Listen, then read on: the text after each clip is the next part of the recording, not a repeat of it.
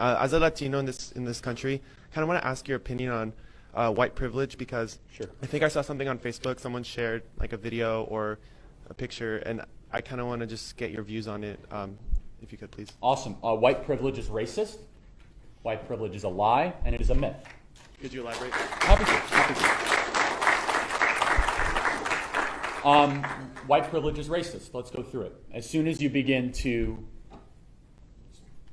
categorize certain individuals based on skin color, that in of an essence is racism. It is.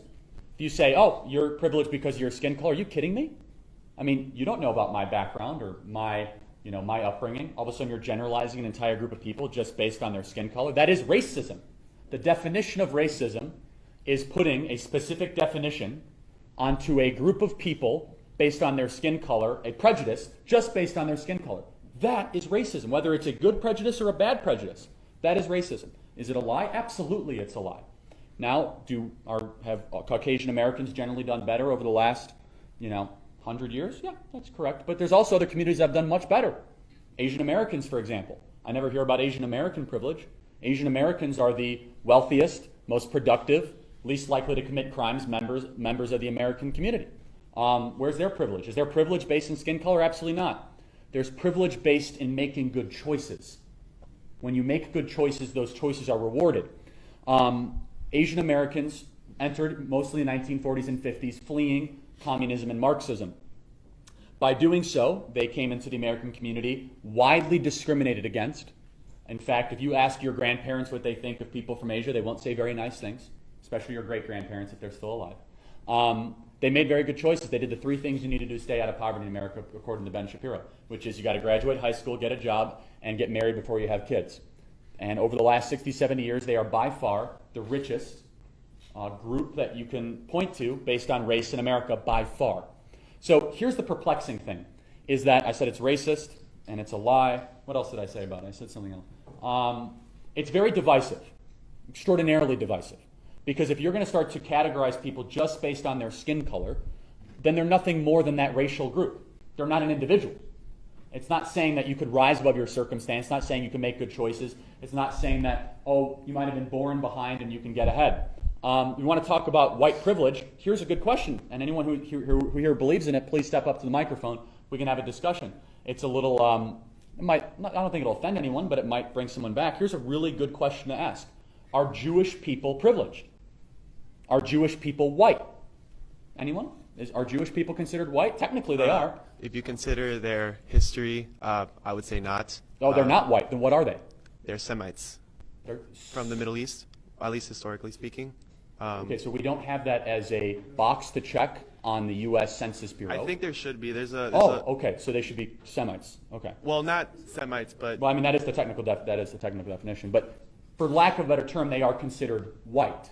I'm white and I'm Jewish, and I don't think that I'm considered anything but. Yeah. So let's go to this. I don't think it's a monolith, though. I mean, I think you can if you identify as white and a Jew, like that's fine.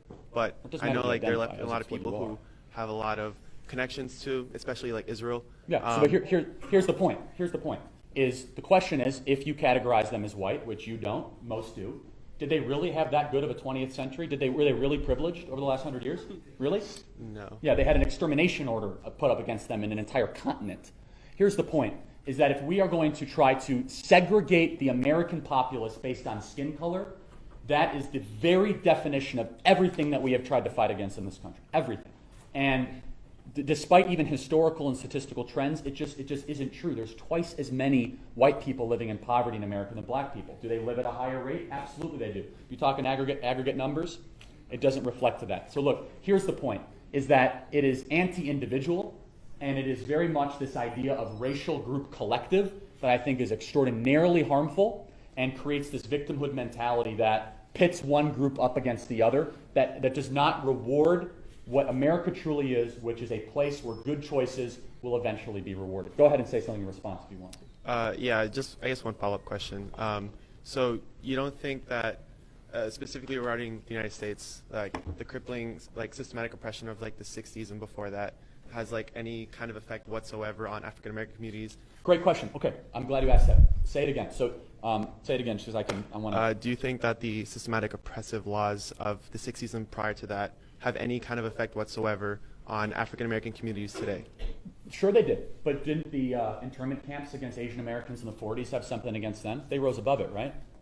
So here's the question. Is America more racist today than we were in the 1960s? It's a legitimate question. Can anyone possibly say we're more racist today?